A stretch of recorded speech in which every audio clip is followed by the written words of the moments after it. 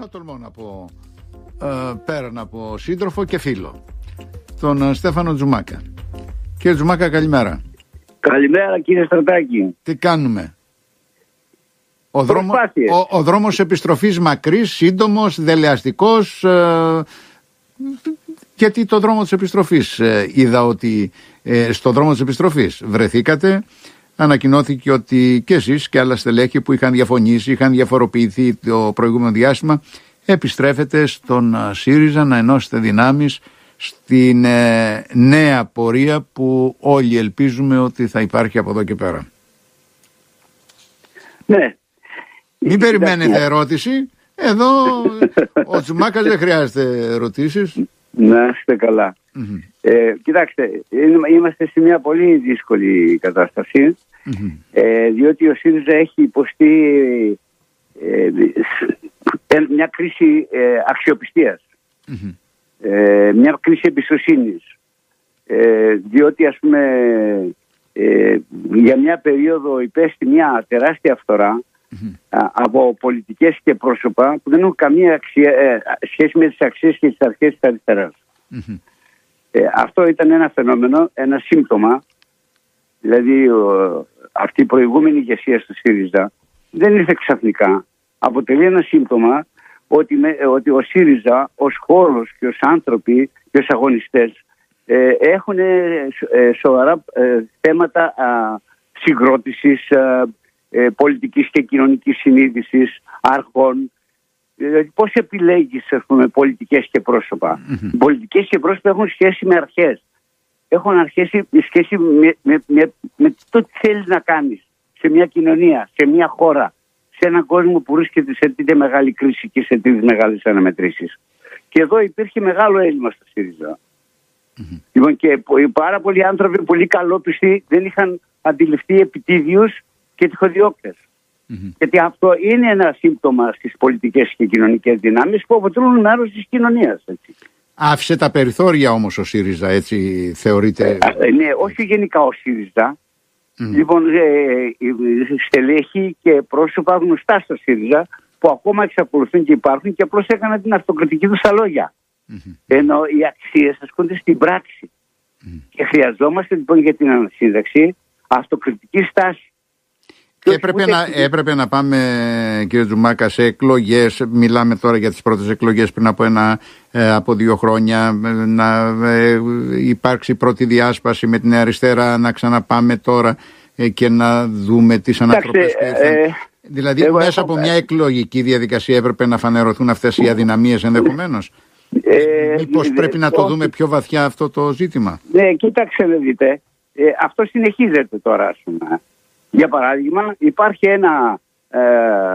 μια αντίληψη σε πάρα πολλούς ανθρώπους μέσα στο ΣΥΡΙΖΑ και γύρω από το ΣΥΡΙΖΑ του ρεύματος του τιμωρητισμού. Όχι να κάνουμε προσπάθεια για να αλλάξουμε πράγματα στη χώρα, να τα ανατρέψουμε να πάμε σε άλλη πορεία και σε άλλη πολιτική, να τιμωρήσουμε τους απέναντι. Νομίζω πως ο ρεμβασισμός δεν έχει πια αντίκρισμα. Αυτή είναι μια λογική που είπατε, ο ρεμβασισμός. Εγώ μιλάω για τον τιμωρητισμό. Υπάρχουν ορισμένοι στα πολιτικά κόμματα τα προοδευτικά που μόλις ξυπνάνε το πρωί θέλουν αντίπαλο. Δεν μπορούν να βγάλουν τη μέρα τους χωρίς αντίπαλο. Μα καλά, και εμείς κάνουμε κριτική εδώ πέρα κάθε μέρα στο Μητσοτάκη. Είναι άλλο πράγμα, άλλο κριτική και άλλο έχω αντίπαλο. Λοιπόν, προχθές έγινε μια εκδήλωση με κάποια στελέχη που λένε θα κάνουμε ένα μέτωπο για να έχουμε αντίπαλο τον ελευθερισμό. Όχι για να οδηγήσουμε τη χώρα να αλλάξουμε πολιτική, να έχουμε αντίπαλο. Αρχίζουν λοιπόν. Είναι αυτό που λέγατε εσείς και όταν είχατε κατέβει υποψήφιος στις εσωκομματικές εκλογές, ότι ο Μητσοτάκης δεν χρειάζεται να λες να ρίξει το Μητσοτάκη, αλλά ουσιαστικά να έχεις ένα πρόγραμμα για να οδηγήσεις στη ρήξη. Όχι μόνο, και μια ορισμένη αντίληψη και πολιτική που να πείθεις ότι είσαι εναλλακτική λύση.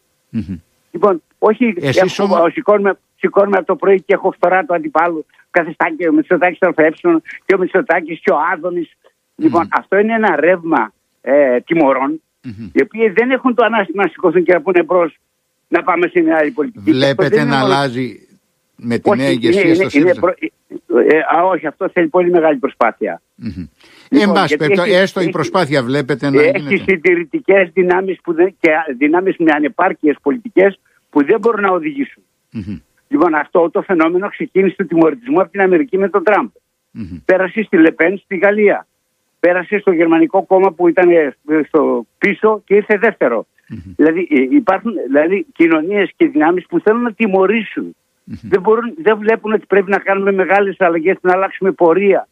Πρέπει να πάμε σε άλλη κατεύθυνση, πρέπει να λάβουμε ευθύνες. Όχι να ρίξουμε στον άλλον. Αυτό είναι ένα θέμα, είναι μικρό. Είναι αυτό που το είπα τότε, όπως θυμίστε, πολιτικό συνδικαλισμό. Ορισμένοι δεν μπορούν να ξεφύγουν από το συνδικαλισμό. Δεν έχουν να κάνουν με την πολιτική. Η πολιτική σημαίνει έχω σχέδιο, έχω προοπτική. Και να σας πω για παράδειγμα τι εννοώ. Σε όλη την Ευρωπαϊκή Ένωση είμαστε 27 χώρες. Αν εξαιρέσει την Ισπανία, κυβερνάει δεξιά. Γιατί κυβερνάει? Γιατί έχει δυνατότητες, έχει σχέδιο, εξυπηρετεί συμφέροντα.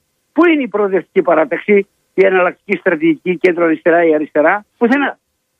Ναι, αλλά έτσι, μήπως όμως έτσι δικαιώνεται και η άποψη που εκφράζει και το αφήγημα γενικότερα των συντηρητικών μέσων ενημέρωσης και του ίδιου του Μητσοτάκη, ότι δεν υπάρχει εναλλακτικό σχέδιο, δεν υπάρχει άλλη πολιτική? Όχι, ναι, υπάρχει αυτό. Είναι δεδομένο. Ποιος έδωσε τα μέσα ενημέρωση στην ολιγαρχία? Γιατί πήραν εφοπλιστές και τα 6 κανάλια? Δεν υπάρχουν ευθύνες. Γιατί υπάρχουν αφέλειες, ασχετοσύνες και έλλειψη αρχών. Βλέπετε ο ΣΥΡΙΖΑ να τα έχει συνειδητοποιήσει όλα αυτά και η νέα ηγεσία? Όχι όλος ο ΣΥΡΙΖΑ. Όχι. Μια πλευρά του ΣΥΡΙΖΑ. Οι υπόλοιποι είναι στον κόσμο τους και είναι σε πολιτική καθυστέρηση του προηγούμενου αιώνα. Εσείς ανταποκριθήκατε στο κάλεσμα?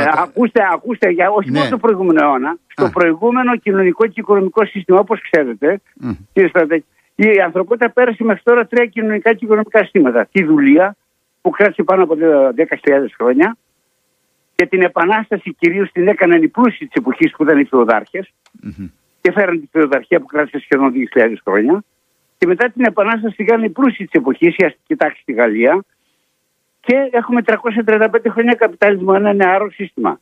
Και την επόμενη επανάσταση, αν δεν οργανωθούν οι προοδευτικές δυνάμεις και οι λαοί, θα την κάνουν οι πιο πλούσιοι της εποχής. Λοιπόν, και έχουμε ανθρώπους στο ΣΥΡΙΖΑ και σε άλλες δυνάμεις που είναι στη φεουδαρχία. Εδώ έχουμε καπιταλισμό, έχουν μικροθέουδα. Εγώ λέω έχω το μισό αυτού του χώρου. Εγώ είμαι αυτός. Εγώ έχω αυτό το φέουδο. Εγώ έχω αυτό το σχετισμό. Θέλω να έχω μια συσπήρωση και ένα σχετισμό. Να παίρνω ένα ποσοστό 5 με 7%, να είναι παραγονταρέοι, να έχουν και κανένα πόστο, και αυτό να λέγεται προοδευτική πολιτική. Όχι βέβαια. Εσείς ανταποκριθήκατε σε αυτό το κάλεσμα, να πω, σε αυτή την νέα, αν θέλετε, επανεκκίνηση του ΣΥΡΙΖΑ? Διαβάσαμε τη δήλωσή σας, είδαμε την ένταξή σας ξανά στις τάξεις του ΣΥΡΙΖΑ, για να αυτό σημαίνει ότι είδατε μια κάποια αλλαγή στάσης. Βλέπετε ότι υπάρχει μια προσπάθεια να μπει ο ΣΥΡΙΖΑ σε μια νέα πορεία, σε συνεργασία και με άλλες δυνάμεις όπως από πολλά στελέχη. Λοιπόν, είδα μια στάση αυτοκριτικής έμπρακτης, ότι απέβαλαν από τις γραμμές τους πρόσωπα και πολιτικές που δεν έχουν καμία σχέση με το προοδευτικό κίνημα ούτε με την πολιτική. Διότι, ας πούμε, και βάλαν θέματα ορισμένοι, η δημοκρατία δεν ήταν στο κομματικό ζήτημα αυτό του ΣΥΡΙΖΑ. Αυτά τα πρόσωπα και αυτές οι δυνάμεις δεν έχουν σχέση με την πολιτική. Είναι έξω από την πολιτική. Αυτό ήταν διάσπαση. Λοιπόν, αυτοί οι άνθρωποι δεν έχουν καμία σχέση με τους πολιτικούς και κοινωνικούς αγώνες. Είναι δηλαδή φαινόμενα παρακμής που συμβαίνουν και σε άλλες χώρες. Απλώς εδώ ενέσκυψαν σε ένα κόμμα ριζοσπαστικό και προοδευτικό όπως είναι η ΣΥΡΙΖΑ, γιατί και ο ΣΥΡΙΖΑ προήλθε από πολιτικά πρόσωπα και στελέχη από άλλα κόμματα, τα οποία έφεραν αντιλήψεις και πρακτικές έξω από την προοδευτική παράδοση και την αριστερά. Λοιπόν, αυτό τώρα θέλει μεγάλη προσπάθεια ακόμα, γιατί δεν αρκούν μόνο οι διατυπώσεις και τα λόγια και οι ανακοινώσεις. Θέλει έμπρακτα, οι αξίες πρέπει να ασκηθούν έμπρακτα. Και ακόμα είμαστε σε αυτή τη φάση. Και πρέπει εμείς να φτιάξουμε το δρόμο μας, το δικό μας, όχι εμείς μόνο, και σε άλλες χώρες. Γιατί αλλιώς θα μας στέλνει αντίπαλοι. Να μείνουμε τώρα στη χώρα τη δικιά μας. Ακούω τώρα να υπάρχει μια συζήτηση με το που εξελέγει η νέα ηγεσία. Παρακολούθησα το Σαββατοκύριακο αρκετές δηλώσεις και συνεντεύξεις στελεχών του ΣΥΡΙΖΑ, πρωτοκλασσάτων, που κινούνται σε μια λογική ότι οι προοδευτικές δυνάμεις πρέπει να συνεργαστούν προκειμένου να ανατραπεί αυτή η κατάσταση που έχει δημιουργηθεί στη χώρα κτλ. Εσείς το θεωρείτε ότι είναι αν θέλετε, ένας μονόδρομος στη συνεργασία των προοδευτικών δυνάμεων? Ναι, κοιτάξτε, να σας πω κάτι. Εγώ είμαι κατά των λέξεων ανατροπής, γιατί αυτά μου θυμίζουν αμφιθέατρα. Όπου λέγαμε, ξέρεις, φοιτητές που είναι φτιαχμένοι και θα ανατρέψουμε κλπ. Εδώ έχουμε ένα κοινοβουλευτικό σύστημα που έχουμε κάλπες. Ανατροπή στα πλαίσια του κοινοβουλευτικού λοιπόν συστήματος. Ακριβώς. Λοιπόν, γιατί ορισμένοι φτιάχνονται, έτσι. Και δεν έχουν εσάς, έτσι. Λοιπόν, και μιλάνε ορισμένοι, δηλαδή δεν έχουν τη λογική να πάρουμε μια νέα πολιτική και κοινωνική πλειοψηφία για να διοικήσουμε τη χώρα. Έχει μεγάλη σημασία αυτό.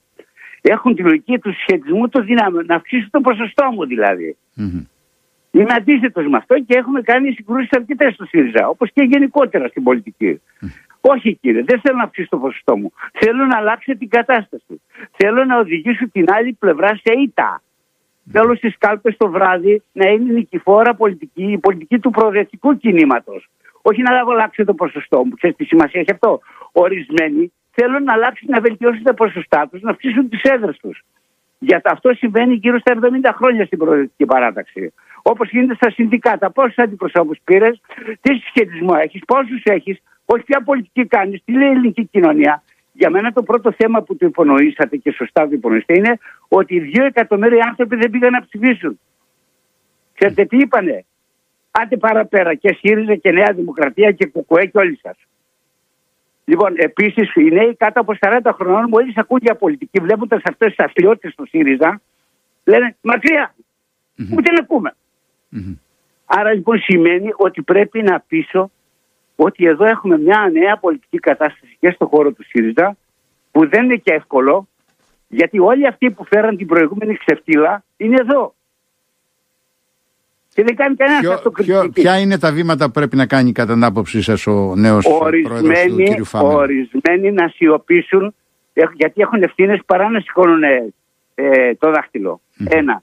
Δεύτερον, να αφήσουν τις προοδευτικές δυνάμεις του χώρου μέσα στο ΣΥΡΙΖΑ να προχωρήσει να φτιάξουμε εναλλακτική λύση. Όχι να βαρέσουμε τον απέναντι απλά και να συσπηρώσουμε μια μειοψηφία για να ικανοποιηθεί, διότι έχει μάθει 2 σίγμα αυτή η πολιτική. Συσπήρωση και συσχετισμός. Πόσους έχω. Όχι τι θα γίνει με τη χώρα. Όχι οι νέοι πάνω κάτω από 40 χρόνια δεν ακούν πολιτική και δεν φεύγουν. Όχι 2 εκατομμύρια που εμείς ξαναδούμε. Είναι στον κόσμο τους ορισμένοι. Γιατί έμαθαν η μειοψηφία. Όχι να φτιάξουμε πλειοψηφία. Έχουμε λοιπόν θέμα να φτιάξουμε κουλτούρα πολιτικής πλειοψηφίας και εναλλακτικής λύσης. Να είμαστε η λύση στη χώρα. Να πούμε, να ρε, αυτή είναι η λύση. Που αυτό συμβαίνει και σε άλλες χώρες. Δεν είναι τυχαίο, το είπα πάλι. Αυτό το πρόβλημα έχει η Ιταλία. Αυτό το πρόβλημα έχει η Γερμανία. Στο βάθος όμως όλο αυτό, κύριε Τζουμάκα, δεν έχει και συγκεκριμένες προτάσεις πάνω στα καυτά ζητήματα? Δεν αρκούν οι προτάσεις, έχετε δίκιο, αλλά χρειαζόμαστε επιλογές και θέσεις. Πού προτείνω. Πρέπει να πω, έχω ένα σχέδιο, έχω θέσεις και έχω και δυνατότητα να εφαρμοστεί. Όχι λόγια το αέρα. Διότι εδώ έχουμε μια μεγάλη κρίση σε όλο τον κόσμο. Τώρα βάλει στα μεγάλα θέματα, κύριε Στροδάκη. Σε όλο τον κόσμο έχουμε ένα σύστημα. Καπιταλισμό σε όλο τον κόσμο. Και ποια είναι η βασική αντίθεση σήμερα σε όλες τις κοινωνίες? Άμεσα στο κεφάλαιο και την εργασία. Και οι δυνάμεις της εργασίας έχουν ιτηθεί. Γιατί ή κάνουν συνδικαλισμό και χτυπάνε τους απέναντι, ή αποσύρονται και πάνε στο σπίτι τους και ιδιωτεύουν και πέρασαν στον ατομισμό. Στην εποχή της Θάτσερ που δεν υπάρχει λύση, ο καθένας στην πάρτη του. Και έχουμε χάσει τη συλλογικότητα και τη συμμετοχή, που είναι βασικό, γιατί ο κόσμος δεν εμπνέεται και έχει λογική κάποιοι άλλοι να του φτιάξουν τη λύση. Όχι. Θα τη φτιάξουμε όλοι μαζί. Μήπως δυσκολεύει όμως το ζήτημα ακόμα περισσότερο για τον προοδευτικό λεγόμενο χώρο και λεγόμενο και κατ' ουσίαν προοδευτικό χώρο, όταν βλέπεις ότι στην Ευρώπη ο φόβος και το φάσμα της άκρας δεξιάς είναι εδώ. Βλέπουμε αυτά που γίνεται στη Γαλλία, βλέπουμε αυτό που γίνεται στην Ιταλία, βλέπουμε αυτό που γίνεται στη Γερμανία. Ανεξάρτητα ποιος είναι. Να την ανοίξουμε και αυτή την κουβέντα. Αλλά πόσο δυσκολεύει όμως. Όσοι έχουν κυβερνήσει μέχρι τώρα. Εμένα δεν μου φταίει η άκρα δεξιά. Βρήκαμε νέο αντίπαλο για να συσπηρωθούμε. Την άκρα δεξιά την έφτιαξαν οι κυβερνήσεις στην Ευρωπαϊκή Ένωση. Ναι, αλλά είναι ένας αντίπαλος όμως. Ναι, αυτό έχουμε το πρόβλημα. Ή έχουμε ολόκληρο σύστημα. Και αυτοί οι πιο πολλοί, ξέρετε, η άκροδεξιά είναι ακροδεξιά. Αν εξαιρέσει ένα υπόστρωμα, μια μειοψηφία μέσα σε αυτά τα κόμματα, είναι αδύνατοι άνθρωποι που θέλουν να τιμωρήσουν. Να βαρέσουν τους απέναντι. Γιατί δεν το έχουν να μπουν μπροστά και να πούν ναι, ρε, θα φτιάξουμε άλλη πολιτική και άλλη λύση. Γιατί δεν υπάρχει τέτοια κουλτούρα. Λοιπόν, για εσείς βλέπετε να υπάρχει. Δηλαδή, αν πάρουμε. Ακούστε, ένα και δεύτερο λεπτό. Λοιπόν, δείτε, ας πούμε, στη Γαλλία. Το Γαλλικό Κομμουνιστικό Κόμμα είχε 26%. Πού πήγε? Στο 3,5%. Πού πήγαν αυτοί τα πολιτικά πρόσωπα, οι αγωνιστές του ΚΚ Γαλλίας? Στη Λεπέν. Γιατί? Για να τιμωρήσουν. Τι χάσουμε? Και βγαίνει από την άλλη μεριά ένα μέτωπο. Εγώ τα μέτωπα τα θεωρώ ό,τι πιο αποτυχημένο πολιτικά. Γιατί μαζεύονται όλοι οι αδύνατοι. Να μαζευτούμε όλοι μαζί. Γιατί το μέτωπο, τι ήταν το μέτωπο της Γαλλίας? Με ένα τυχοδιώκτη επικεφαλής ονόματι Μελανσόν, να χτυπήσουν τον απέναντι. Που να κυβερνήσει τη Γαλλία. Χωρίς τώρα η Γαλλία είναι σε τέλεια διάλυση. Το ίδιο λοιπόν πάρει στη Γερμανία. Γιατί δεν φτιάχνει μια πολιτική να κυβερνηθεί η χώρα, αλλά να μαζευτούν οι μεν, οι δεν και οι δεν. Ποτέ δεν έχει η χώρα η κυβέρνηση.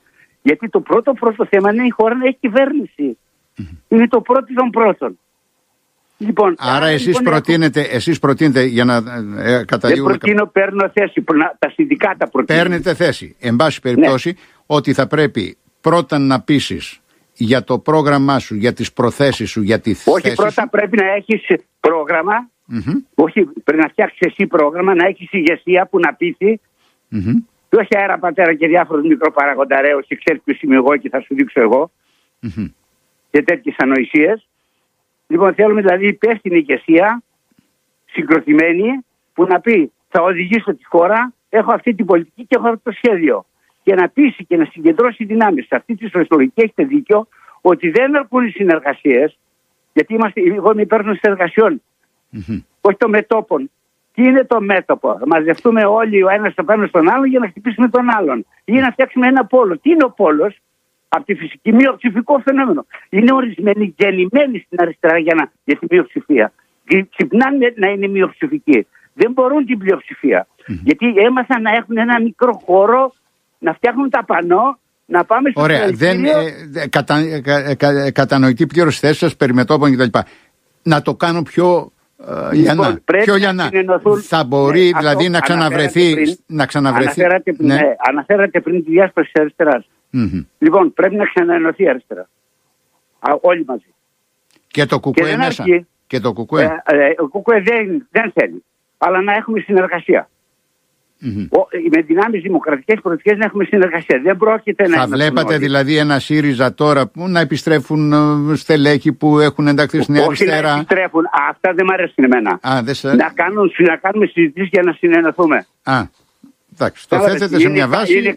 Γιατί διάβασα κάτι ανοησίες θέσεις από ορισμένους στο ΣΥΡΙΖΑ που λένε εμείς είμαστε εδώ οι σωστοί και οι αγωνιστές και έρχονται οι άλλοι σοβαρά, οι μικροδιοκτήτες. Σας είπα πριν, έχουμε φέοντα στο ΣΥΡΙΖΑ, οι μικροδιοκτήτες που τα κάνανε λίμπα, που τρέχαν πίσω από έναν τυχοδιώκτη, από έναν γελοτοπιό. Και δεν κάνουν την αυτοκριτική τους να σιωπήσουν. Πάντως κρατάω την αισιοδοξία σας ότι μπορεί να υπάρξει μια κοινή πορεία των προοδευτικών. Όχι, να σας πω κάτι κύριε Τατάκη, ξέρετε, σας εκτιμώ πάρα πολύ. Στην ορολογία δεν τα πάμε καλά, ναι. Όχι, όλη η αριστερά τι μιλάει, σε τρίτο πρόσωπο. Έγινε, υπόθηκε, λέχθηκε, υποστηρίχθηκε, θα γίνει. Όχι θα το φτιάξουμε. Εμείς θα το κάνουμε και θα πάρουμε πρωτοβουλία και θα πούμε ελάτε εδώ συναγωνιστές. Πρέπει να φτιάξουμε από κοινού μια πολιτική για να βαδίσουμε όλοι μαζί, για να μπορέσουμε να δώσουμε ένα μήνυμα το ότι μπορούμε εμείς στη χώρα να την πάμε στην άλλη κατεύθυνση και παρακάτω μετά να κάνουμε συνεργασίες με άλλες προοδευτικές δυνάμεις σε άλλες πολιτικές χώρες που είναι και αυτές μειοψηφικές και φέρνουν γύρω από τον εαυτό τους και να πούμε για μπρος να φτιάξουμε ένα σχέδιο πανευρωπαϊκό. Γιατί είμαστε Ευρωπαϊκή Ένωση και πρέπει η Ένωση να προχωρήσει καθότι μέχρι τώρα είναι παράρτημα της Ουάσιγκτον.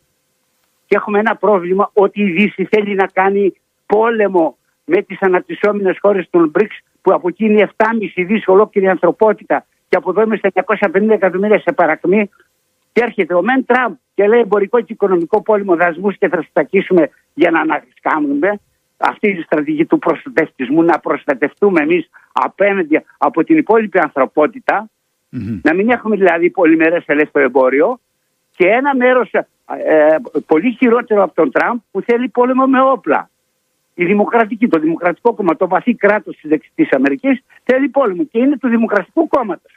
Και θέλουν να ξανανοίξουν τα εργοστάσια που έκλεισαν στο Δεύτερο Παγκόσμιο Πόλεμο και προτείνει η κυρία Ούρσουλα ως πρόεδρος της Επιτροπής και άλλοι παράγοντες όπως τον Τράγκη, να φτιάξουμε ένα ταμείο με 500 δις με ομόλογα, τα οποία θα δανείζεται η Ευρωπαϊκή Ένωση σε 27 χώρες από τις αγορές, για να αρχίσουν να δουλεύουν οι πολεμικές εταιρείες και να φτιάξουν προγράμματα. Έχουν κι άλλα οι αμυντικές βιομηχανίες, τα πολεμοφόδια, έχουν και μίζες πολλές. Λοιπόν, γιατί τα κάνουν αυτά? Γιατί δεν έχουμε ηγεσίες. Δεν υπάρχει πολιτική ηγεσία στο δυτικό ημισφαίριο. Το δυτικό ημισφαίριο διοικείται από χρηματιστηριακές εταιρείες, πεντακάθαρα, και από εταιρείες όπλων. Οι πολιτικοί ηγέτες είναι υποταγμένοι. Έχουμε υποκατάσταση πολιτικής, έχουμε ήττα της πολιτικής. Όπως πάρα πολύ υπάρχει στην Ελλάδα, που έχουμε πολιτικές ηγεσίες, έχουμε διάφορους μικροπαγαντοκονταρέρους κάθε βράδυ στα κανάλια που είναι ελεγχόμενοι και από όλες τις παρατάξεις. Ελπίζω κάποια στιγμή αυτά τα πράγματα να τα συζητάμε ως πολιτική ιστορία του τόπου και όχι ως πραγματικότητα. Να ξαναδώσουμε βήμα στην πολιτική. Το πρώτο θέμα. Δεν έχουμε πολιτική στη χώρα. Την έχουν αναλάβει καναλάρχες και διαπλοκή. Και σε αυτό έχει και ευθύνες μεγάλες ο ΣΥΡΙΖΑ. Ελπίζω τα πράγματα εδώ ακριβώς. Ας κάνουμε λοιπόν αυτό που πρέπει για να ξαναμπούμε στις ράγες της ουσίας που δεν έχετε περιγράψει με τις δικές σας απόψεις και θέσεις, και ελπίζω να τα ξαναπούμε, κύριε Τζουμάκα, σε αυτή τη νέα κοινή πορεία. Καλή σας μέρα. Λοιπόν, καλημέρα. Όλοι ας ξανασκεφτούμε τον εαυτό μας, ας ξαναδούμε ορισμένες αρχές και αξίες μας, ας δούμε ορισμένες αρχές μας και να δούμε πώς λειτουργούν οι επιτίδοι και γιατί πρέπει η προοδευτική παράταξη έχει και δυνάμεις και αγωνιστές και ιστορία να ανασυνταχθούμε από κοινού όλοι μαζί. Και να πάμε να δώσουμε λύσεις στη χώρα και μήνυμα σε όλη την Ευρωπαϊκή Ένωση ότι μπορούμε να φτιάξουμε λύσεις συνολικά. Έχουμε πρόβλημα. Κρατάω το όλοι μαζί. Καλή σας μέρα. Ευχαριστώ πολύ. Καλημέρα. Λοιπόν,